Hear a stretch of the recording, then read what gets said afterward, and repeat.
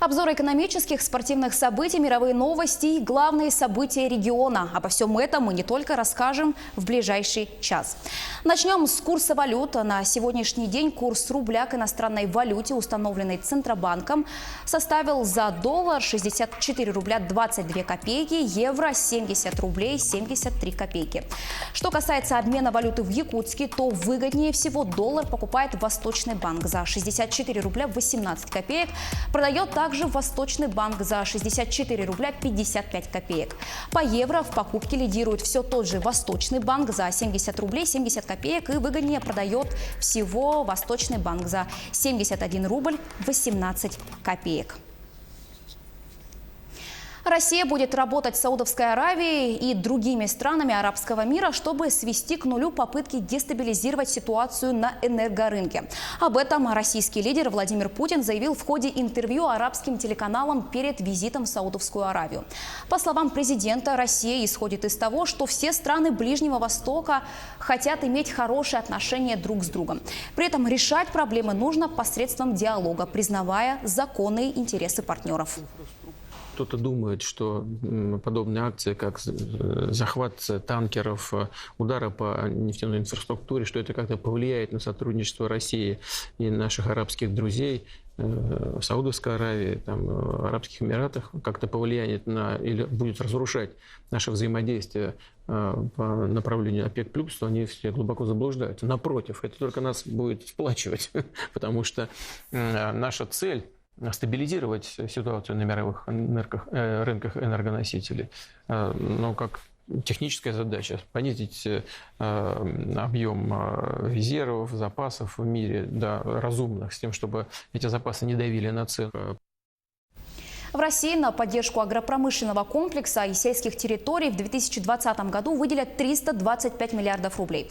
Это на 6% выше, чем в этом году. Об этом сообщили в Минсельхозе. Согласно плану действий по ускорению темпов роста инвестиций, планируется повышение их доли в валовом внутреннем продукте до 25%. К 2024 году установлены целевые объемы привлечения инвестиций в объеме 822 миллиарда рублей в сельское, лесное хозяйство и охоту и 356 миллиардов рублей в производство пищевых продуктов, 50 миллиардов рублей в производство напитков. За последние 8 лет размер налоговых льгот нефтегазовым компаниям вырос почти в 5 раз. Однако нефтяники по-прежнему не спешат инвестировать деньги в новые проекты. Подробнее в экономическом обзоре расскажет мой коллега Иван Лазаренко. Иван, я тебя приветствую. А чем это может обернуться для экономики в целом? Анастасия, учитывая то, что механизм предоставления налоговых льгот нефтяникам пока сохранится, соответственно, продолжится получение нефтяными компаниями сверхприбылей, а государство продолжит недополучать триллионы рублей в бюджет. Это новости экономики, в студии Иван Лазаренко. С 2011 года налоговые льготы нефтегазовым компаниям выросли более чем в 4 раза. В этом году размер льгот может составить более 1,5 триллиона рублей по сравнению с цифрой 375 миллиардов рублей в 2011. Ранее директор налоговой и таможенной политики Минфина Алексей Сазанов заявил, что к 2033 году доля нефти, на добычу которой распространяются льготы, удвоится и составит 90%. Из-за этого, по его словам, бюджет не досчитается 2,3 триллиона рублей дохода. При этом отмечается, что налоговые послабления способствуют увеличению прибыли нефтяных компаний, но никак не росту инвестиций. Нефтяники тратят средства на выкуп акций, выплату дивидендов, погашение долгов, а не на разработку новых проектов. Несмотря на удобство современных финансовых технологий, традиционные инструменты вроде наличных денег и банковских карт из использования не пропадут. Такое заявление сделала глава Центробанка России Эльвира Набиуллина.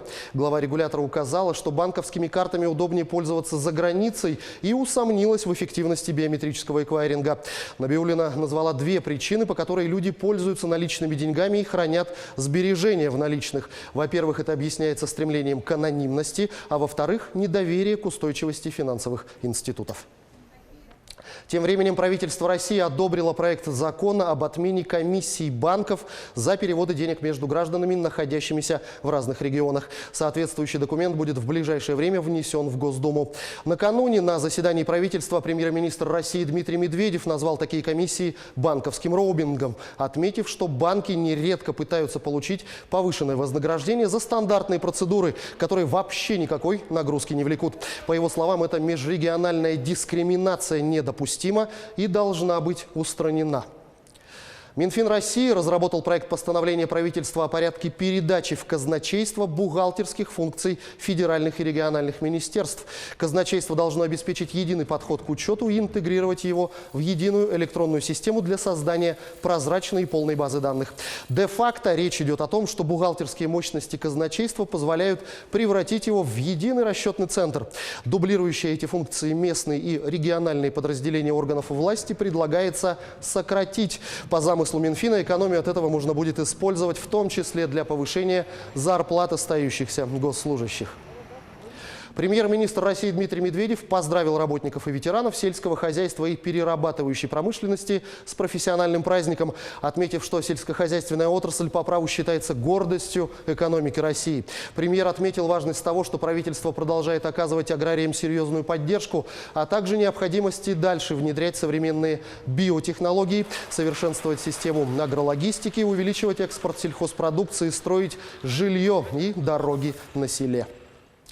Минпромторг подготовил законопроект, который позволит ритейлерам отправлять нереализованные продукты на вторичную переработку, в частности, в корма для животных.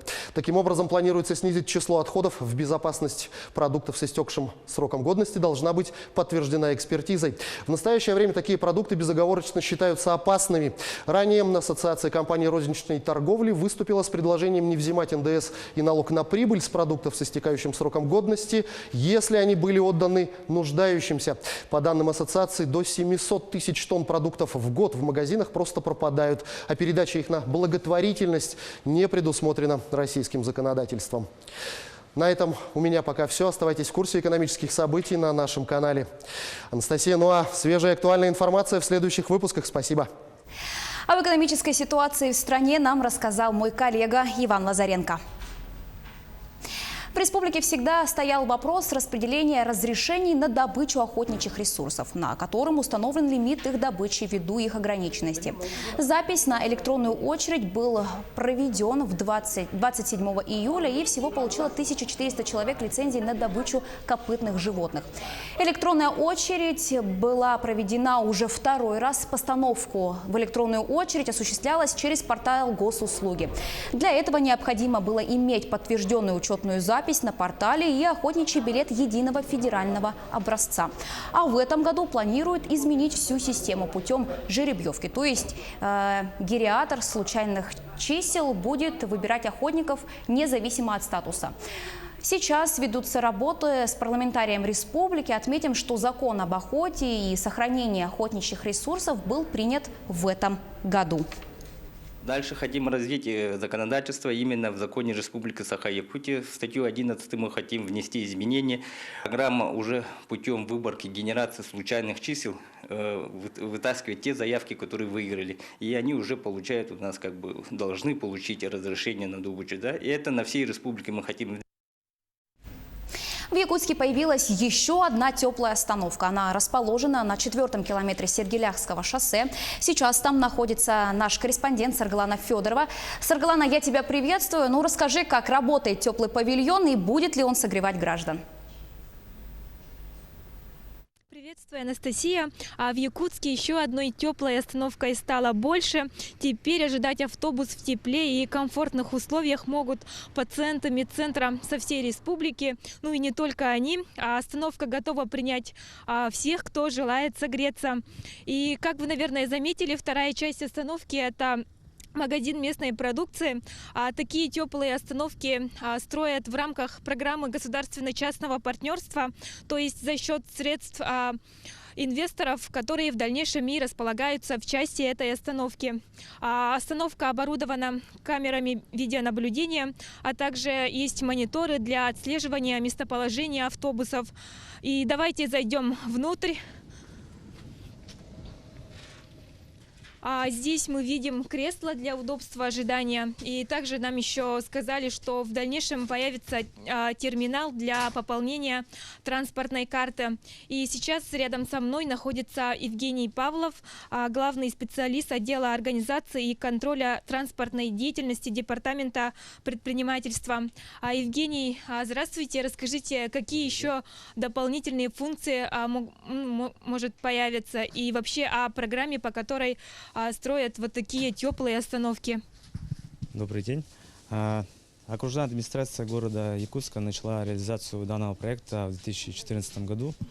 То есть данный проект работает, действует уже 6-й год. В рамках данного проекта, данный проект был направлен на улучшение транспортного обеспечения жителей города Якутска. Остановка является необходимостью для комфортного и безопасного использования общественного транспорта. В настоящее время введены в эксплуатацию 26 теплых автобусных остановок. Так. В этом году планируется открыть еще 2 теплые автобусные остановки. Также по остальным по мере готовности. А зимой здесь в павильоне температура сколько составит? Температура воздуха в помещении должна быть средней комнатной температуры. А вот некоторые люди, да, когда слышат о теплых остановках, они представляют бездомных, которые могут превратить остановку в ночлежку. В таких случаях что-нибудь предусмотрено? По данному вопросу с Министерством внутренних дел ведется работа. Проводятся выездные рейды, и ведутся работы с данной категорией граждан. Спасибо, Евгений. Добавлю, что вот такие остановки работают на безопасность пассажиров. Они позволяют им держаться подальше от проезжей части. Особенно это актуально для людей с маленькими детьми. Анастасия? Саргалана, большое спасибо. Я напомню, что на прямой связи со студией была моя коллега Саргалана Федорова.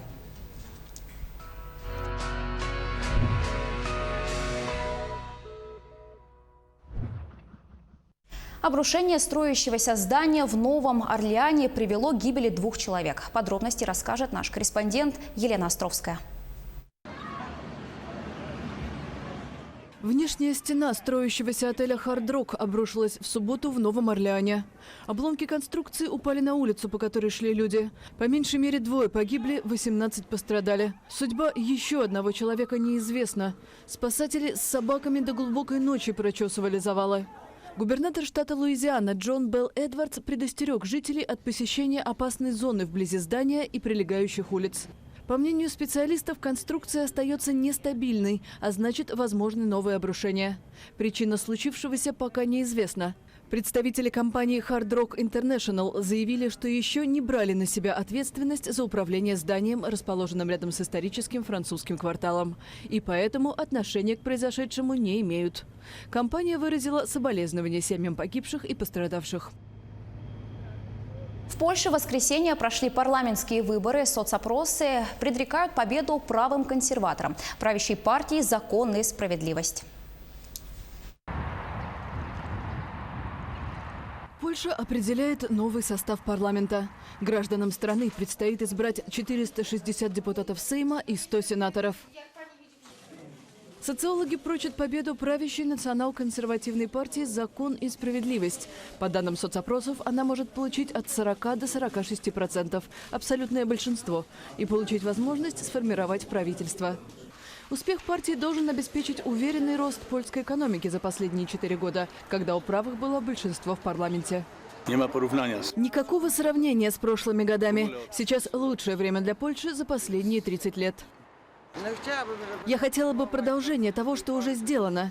Хотелось бы видеть мир, порядок, предсказуемость и стабильность. Спутником экономического успеха стало охлаждение отношений Варшавы и Брюсселя на фоне протестов в Польше. Их спровоцировала инициированная правящей партией судебная реформа, которую критики в стране и за ее пределами называли наступлением на независимость судебной системы. Второе место предрекают центристской гражданской коалиции, объединению партий, критикующих политику властей. Согласно опросам, она может получить до 267% и стать основной оппозиционной силой. Эти парламентские выборы многие в Польше называют историческими. Так считают и бывшие президенты страны Лех Валенса, Александр Квасневский и Бронислав Комаровский. Они выступили с открытым письмом, в котором говорится, что голосование определит, цитата, «останется ли Польша демократическим правовым государством или продолжит превращаться в авторитарную диктатуру». Кениец Элиот Кипчоги первым в истории пробежал марафон менее чем за 2 часа. Он установил новый мировой рекорд, правда, официально достижение засчитано не будет. Тему продолжит Дмитрий Тымыров. Радость и ликование на улицах кенийских городов. В субботу уроженец страны, легкоатлет Элиот Кипчоги, установил новый рекорд. Он стал первым спортсменом в истории, которому удалось пробежать марафонскую дистанцию 42 километра 195 метров, менее чем за 2 часа. Результат 4-летнего Кипчоги – 1 час 59 минут 40,2 секунды. Забег проходил в Вене. У нас просто нет слов, чтобы описать наши чувства. Это такая гордость для нас. Мы очень гордимся тем, что мы кенийцы. Мы подготовились и пришли, чтобы болеть за Элиода. И он нас не подвел. Мы просто счастливы. Правда, результат Кипчоги не будет засчитан как официальный рекорд. Международная ассоциация легкоатлетических федераций заявили, что соревнование не было открытым для всех, а кенийцу ассистировала команда пейсмейкеров, профессиональных спортсменов, задающих темп бега на средних и длинных дистанциях. Кипчоги – олимпийский чемпион 2016 года в марафоне, многократный призер чемпионата мира в беге на средней дистанции. Ему принадлежит действующий марафонский мировой рекорд. В сентябре 2018 года кенийец пробежал берлинский марафон за 2 часа 1 минуту и 39 секунд. Львы Барнаульского зоопарка «Лесная сказка» в четверг получили приятный подарок – большой футбольный мяч. По словам заместителя директора зоопарка, мяч подкинули на территорию неизвестной. Сначала подарок прошел проверку главы семьи льва по кличке Алтай. Тот, убедившись в безопасности мяча, отдал его на развлечение остальным обитателям вольера. Звери были явно довольны подарком. Особенно мяч заинтересовала львицу Аю. Она сразу присвоила игрушку себе и даже не захотела делиться им со своими детенышами. Это были мировые новости на Якутии-24.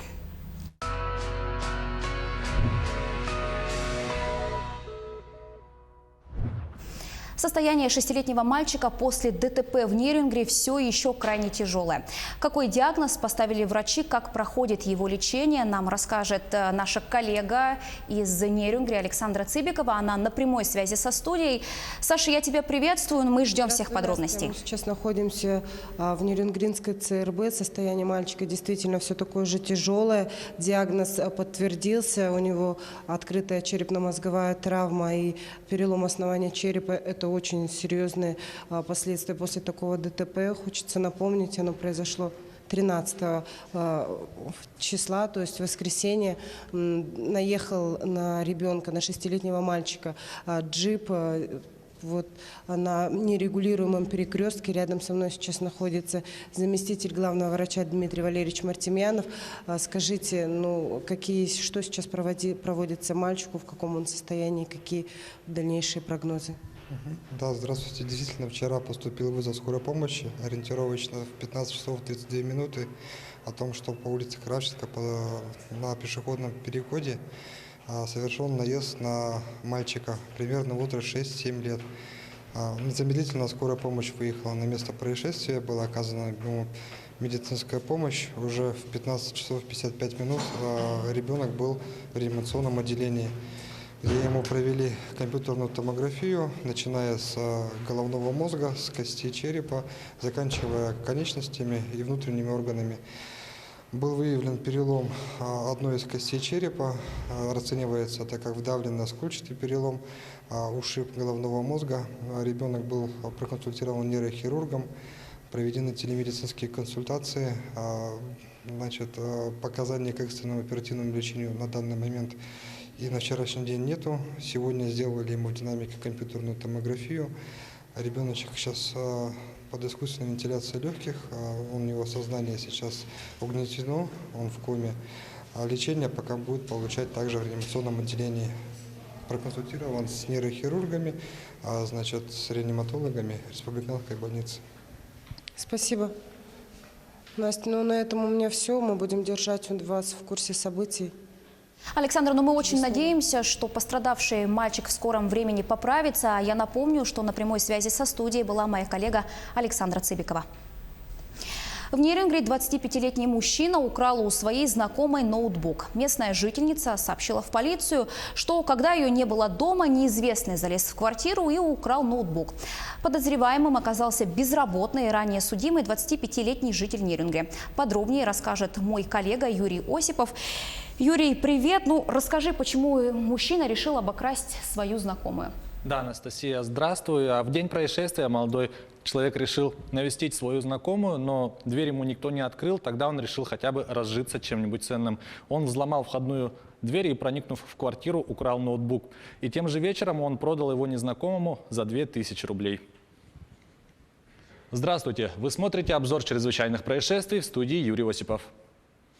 Наркотики уничтожают жизни не только тех, кто их потребляет. Так, в Якутске закладчика наркотиков осудили на 11,5 лет лишения свободы. Об этом сообщает прокуратура Якутии. 40-летнего местного жителя признали виновным в незаконном сбыте наркотиков, совершенном с использованием электронных и информационно-телекоммуникационных сетей, включая сеть интернет, организованной группой в крупном размере, а также покушение на незаконный сбыт наркотиков. В январе этого года он вступил в интернете в организованную преступную группу, в которой выполнял функции закладчика от имени интернет-магазинов. Общаясь через мессенджеры, подсудимый отыскивал и извлекал из тайников партии наркотиков, которые фасовал по частям для дальнейшего сбыта. Весной он поместил их в тайники, откуда товар забирали покупатели. Приобретенные наркотики были изъяты сотрудниками полиции. Также он совершил 10 закладок, но умысел на сбыт не был доведен им до конца, так как его задержали. Из незаконного оборота изъято около 780 грамм наркотических средств. За мошенничество в сфере долевого строительства условный срок женщине заменили на реальный. По сообщению прокуратуры республики, жительница Якутска признана виновной в 7 эпизодах мошенничеств, совершенного организованной группой в крупном и особо крупном размерах. В средствах массовой информации они размещали объявления, приглашая граждан принять участие в строительстве гаражных боксов с жилыми надстройками и многоквартирных каркасных домов. Они представлялись застройщиками и убеждали людей в наличии разрешения на строительство и, используя в качестве аргумента низкие цены, заключали договоры долевого участия, которые не регистрировали. Таким образом, они заключили договоры на строительство с 46 гражданами на общую сумму свыше 34 миллионов рублей. По результатам рассмотрения уголовного дела суд первой инстанции назначил подсудимой наказание в виде 6 лет лишения свободы условно с испытательным сроком на 4 года. Государственный обвинитель, не согласившись с приговором, обжаловал его в апелляционном порядке. Верховный суд Республики Саха-Якутия согласился с доводами прокурора, а также потерпевших по уголовному делу, изменил приговор Якутского городского суда, исключив условное осуждение и назначив женщине 6 лет лишения свободы с отбыванием наказания в исправительной колонии общего режима. Она взята под стражу в зале суда. Гражданский супруг женщины ранее осужден судом по части 4 статьи 159 Уголовного кодекса Российской Федерации к 10 годам лишения свободы. Неосмотрительность и доверчивость сыграли злую шутку с пенсионером из Якутска. Мужчина позвал в гости малознакомых людей, а утром обнаружил, что его обокрали. У него украли деньги и электроинструменты. Общая сумма материального ущерба составила около 35 тысяч рублей. Он рассказал полицейским, что накануне выпивал с неизвестными мужчинами, с которыми познакомился возле своего дома. Потерпевший пригласил незнакомцев к себе в дом, где компания провела весь вечер. Через некоторое время хозяин квартиры уснул, а проснувшись утром, не обнаружил ни гостей, ни денег, ни инструментов. Подозреваемым оказался 25-летний мужчина. Он признался, что сразу заприметил деньги и инструменты. Дождавшись удобного момента, он совершил кражу и ушел. Украденное он сдал в близлежащий ломбард, выручив за все 5000 рублей. Теперь ему грозит до 5 лет лишения свободы. Тайфун Хагибис, обрушившийся в субботу на Японию, унес жизни по меньшей мере 33 человек. Многие еще числятся пропавшими без вести. Затоплены огромные территории, сотни тысяч домов остались без электричества. Подробности в следующем материале. Япония приходит в себя после сильнейшего за 60 лет тайфуна. Хагибис обрушился на северо-восточное побережье островов в субботу, принеся огромные волны, проливные дожди и шквалистый ветер. К воскресенью он ослаб до тропической депрессии. Сообщается о 33 погибших и около 200 пострадавших. 19 человек все еще числятся пропавшими без вести. В пострадавшие регионы направлены тысячи спасателей и военных. В префектуре Нагано стихия привела к обрушению дамбы. Вода хлынула в населенные пункты. 500 000 домов остались без электричества. Огромные территории оказались затоплены. Железнодорожное сообщение прервано. Около 800 авиарейсов отменены. Из-за сильного повышения уровня воды в реках дома местами просто смывало с берегов. Из-за наводнений тысячи людей вынуждены были провести ночь во временных убежищах. В зоне бедствия оказались и пригороды Токио. Первый этаж нашего дома полностью затоплен. Мусор плавает повсюду. Однако для жителей низин угроза еще не миновала. По словам синоптиков, они могут пострадать от новых наводнений. Власти называют Хагибис самым сильным тайфуном с 1958 года. Тогда стихийное бедствие унесло жизни свыше 1200 человек. Это была рубрика «Чрезвычайные происшествия». Берегите себя и до встречи в эфире. Анастасия, на этом у меня вся информация о самых интересных событиях в следующих выпусках. Юрий, большое спасибо. О происшествиях, которые произошли в республике и за ее пределами, нам рассказал Юрий Осипов. Движемся дальше. 100% домохозяйств должны иметь доступ к сети интернет со скоростью не менее 10 мегабит в секунду. 85% домохозяйств скорость не менее 100 мегабит в секунду. Таких показателей должна достичь республика к 2024 году. Сколько населенных пунктов на территории Якутии сегодня охвачены глобальной сетью интернет, расскажет наш корреспондент Дмитрий Тымыров. Добрый день, Анастасия. Сегодня на территории республики доступ к сети интернет имеют 512 населенных пунктов, в которых проживает 99,3% населения республики. Волоконно-оптические линии связи проведены до 169 населенных пунктов. Это 80% населения, общая протяженность которого составляет более 7000 километров. В оставшихся населенных пунктах телекоммуникационная инфраструктура преимущественно построена на основе спутниковых каналов связи. Только за последние 5 лет в рамках собственных инвестиционных проектов операторов связи, федеральных проектов по устранению цифрового неравенства и по подключению больниц к интернету построено более 5000 километров волоконно-оптической линии связи. Реализованы такие проекты, как Колымский экспресс, строительство ВОЛСа в Западной Якутии, Вилюйский экспресс и Кобяйский экспресс. Планами на 2019 год предусмотрено строительство более 1000 километров ВОЛС, в том числе до Усть-Майского района, Вилюйской группе Улуса в Кобяйском районе, а также до Оленёкского района. Кроме того, ведется строительство резервной ВОЛС на участке Якутск-Магадан. Подписано соглашение с ФГУП «Космическая связь» о снижении стоимости аренды спутниковых каналов связи для Республиканского центра инфокоммуникационных технологий и ГУП ТЦТР. В 2024 году планируется обеспечить строительство порядка 9000 километров ВОЛС до 255 населенных пунктов. Благодаря проведению ВОЛС в ряде районов республики улучшается и зона покрытия сотовой связи. Расширение сети волоконно-оптической линии связи приводит к появлению возможности внедрения стандартов 3G и 4G. Так, сегодня в зоне охвата мобильной связью проживает 99,3% населения республики. Из них 480 населенных пунктах поддерживается стандарт связи 2G. Стандартом 3G обеспечены 167 населенных пунктов республики. 4G имеется в 132 населенных пунктах. Сегодня также имеется положительная практика по строительству ВОЛС в рамках муниципально-частного партнерства. Так далее, при софинансировании со стороны муниципальных образований. На сегодняшний день подписаны соглашения с рядом районов республики по такому механизму. Одним из крупных проектов в данном направлении является разыгранный администрацией Оленёкского района конкурс на строительство более 450 километров волоконно-оптической линии связи на участке Удачный Оленёк. Проект планируется реализовать до конца 2020 года. В ближайшее время начнется реализация мероприятий по организации доступа к сети интернет для социально значимых объектов в рамках федерального проекта «Информационная инфраструктура» и национальной программы «Цифровая экономика».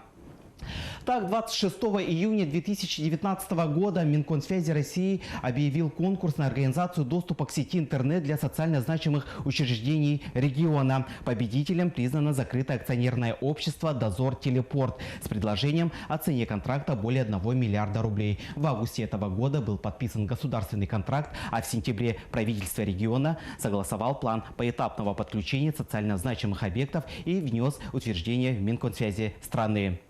Проведенный аукцион предполагает подключение к сети интернет более 1000 социально значимых объектов. Стоит отметить, что на 2019-2021 годы выделены средства из федерального бюджета на подключение социально значимых объектов и оплату трафика. Всего в рамках данного проекта планируется построить порядка 2000 магистральных волоконно-оптических линий связи до конца 2021 года. На этом у меня все. Анастасия. Большое спасибо, Дмитрий. А я напомню, что это был наш корреспондент Дмитрий Тымыров. Переходим к новостям спорта. В столичной школе открылся арочный зал борьбы. В нем смогут заниматься не только ученики, но и ребята с близлежащих районов. Спортзал находится на Якова Потапова во дворе новой школы номер 25. Сам спортзал был построен 20 лет назад и был соединен теплым переходом с деревянной школой. Однако ее снесли, а спортзал благодаря проекту «Народный бюджет» удалось не только сохранить, но и полностью отреставрировать. Федерация вольной борьбы республики подарила 2 больших борцовских мата и другой спортивный инвентарь. На открытие приехали именитые спортсмены по вольной борьбе. Специально для них юные борцы показали свои умения. Вы знаете, это удивительно, что здесь открывается много, в Якутии зал открывается. Это вот очередной просто зал, еще один. И создаются условия хорошие для детей. Я сейчас в Америке работаю, там в каждой школе есть такой зал. Поэтому я всегда мечтал, думаю, почему у нас нет. И вот сегодня открывается медленно, постепенно, но эта работа идет, она очень важна, поверьте. Очень важна. Здесь очень хорошо и тепло, но пока, может, мороз таких нет, но в целом, конечно, условия очень хорошие. И ковры новые, это приятно. Сейчас единственное, зарядить детей эмоционально, чтобы они хотели. Можно открывать любой зал, но если нет желания, это сложно. Но в Якутии борьба популярна, и я думаю, что здесь будет вот это фундамент будущих чемпионов. Футболисты сборной России выиграли у команды Кипра в матче отборочного турнира к чемпионату Европы 2020 года. Подробности знает мой коллега Власий Сергеев. Власий, я тебя приветствую. Ну, с каким счетом завершилась игра и каково положение россиян в турнирной таблице? Как всегда, ждем от тебя всех подробностей. Анастасия, здравствуй. Российские футболисты выиграли встречу со счетом 5-0. И благодаря этой победе подопечные Станислава Черчесова набрали 21 балл и за 2 тура до конца отбора обеспечили себе выход в финальную часть чемпионата Европы. В эфире новости спорта. Здравствуйте. Сборная России по футболу со счетом 5-0 выиграла у команды Кипра в гостевом матче отборочного турнира чемпионата Европы. В составе россиян дубль оформил Денис Черышев. По одному мячу забили Магомед Аздоев, Артем Дзюба и Александр Головин.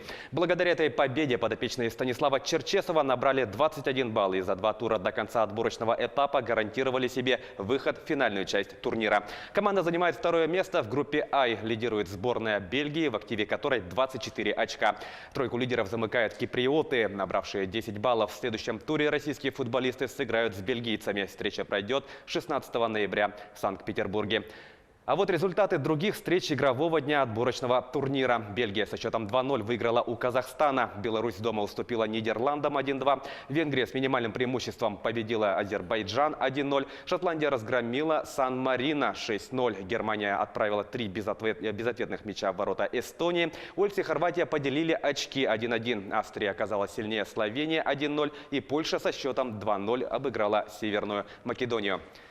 Столичный ЦСКА на выезде обыграл Сочи в матче регулярного чемпионата континентальной хоккейной лиги. Встреча завершилась со счетом 2-0. В составе армейцев дважды отличился Кирилл Капризов. ЦСКА продлил серию побед до 4 матчей. Столичный клуб продолжает лидировать в турнирной таблице Западной конференции. В активе команды 29 очков после 17 матчей. Сочи идет на предпоследнем 11-м месте на Западе, набрав 14 баллов в 17 встречах. В следующем туре ЦСКА на выезде встретится с московским «Динамо», а Сочи на своем льду примет Магнитогорский «Металлург». Обе встречи пройдут 16 октября. Российские гимнасты завоевали 9 медалей на чемпионате мира, который завершился в немецком Штутгарте. Золотые награды в копилку команды принесли мужская сборная в командном многоборье, а также Никита Нагорный в индивидуальном многоборье и опорном прыжке. Серебро в активе женской сборной в командном многоборье и вольных упражнениях, а также Артура Далалаяна в упражнениях на перекладине. Бронзу завоевали Ангелина Мельникова в индивидуальном многоборье и вольных упражнениях, а также Далалаян в опорном прыжке. Сборная России заняла второе место в общекомандном зачете. Победу одержала команда США, в активе которой 5 золотых, 2 серебряные и 1 бронзовая награды. Даниил Медведев выиграл турнир серии «Мастерс» Ассоциации теннисистов-профессионалов, который прошел в Шанхае. В финальном матче россиянин обыграл немца Александра Зверева со счетом 6-4, 6-1. Эта встреча стала 5-й по счету между спортсменами. В предыдущих 4 поединках победу праздновал Зверев. Теперь в активе 23-летнего Медведева 7 побед на турнирах ATP. В текущем сезоне россиянин выиграл турниры в Софии, Санкт-Петербурге и «Мастерс» в Цинциннати, а также дошел до финала открытого чемпионата США, где уступил испанцу Рафаэлю Надалю. В рейтинге Ассоциации теннисистов-профессионалов Медведев занимает 4-ю позицию. Финский пилот команды «Мерседес» Вальтери Боттас победил Гран-при Японии 17-го этапа чемпионата мира по автогонкам в классе машин Формула-1. Вторым финишировал немецкий гонщик Феррари Себастьян Феттель. Тройку лидеров замкнулся командник Боттаса, британец Льюис Хэмилтон. Россиянин Даниил Квят, выступающий за Торо Россо, финишировал 11-м. Гонщики «Мерседеса» по итогам этапа заработали 41 очко и досрочно стали победителями Кубка конструкторов. В общем зачете лидирует Хэмилтон, в активе которого 338 очков. Вторым идет Боттас, набравший 274 балла. Третье место занимает Шарль Леклер из Монако. На его счету 223 очка. Якутянка Анастасия Шитикова стала победительницей международного молодежного первенства мира по самбо. Турнир прошел в Узбекистане. Алданская спортсменка, выступающая в весовой категории до 70 килограммов, в финальной схватке одержала победу над представительницей Украины Валерией Захаревич. Всего на мировом первенстве участие приняли 370 спортсменов из 29 стран. Это все спортивные новости к этому часу. Мы продолжаем следить за событиями в мире якутского и российского спорта. Анастасия, вам слово. Власий, большое спасибо. А я напомню, это был наш спортивный обозреватель Власий Сергеев. И в завершении выпуска о погоде в крупных городах республики. В Алдане минус 5 градусов, ветер дует со скоростью 4 метра в секунду, облачно. В Ленске столбик термометра остановился на отметке 2 градуса со знаком минус, ветер в порывах до 4 метров в секунду. В столице Алмазного края в эти минуты минус 2 градуса, ветер дует также со скоростью 4 метра в секунду. А за окнами жителей Нерюнгри минус 3, давление 701 миллиметр ртутного столба. В Якутске прямо сейчас минус 5 градусов, ветер 3 метра в секунду, переменная облачность. К этой минуте у меня пока вся информация. Наши корреспонденты продолжают следить за развитием событий не только в республике, но и за ее пределами. Не переключайтесь.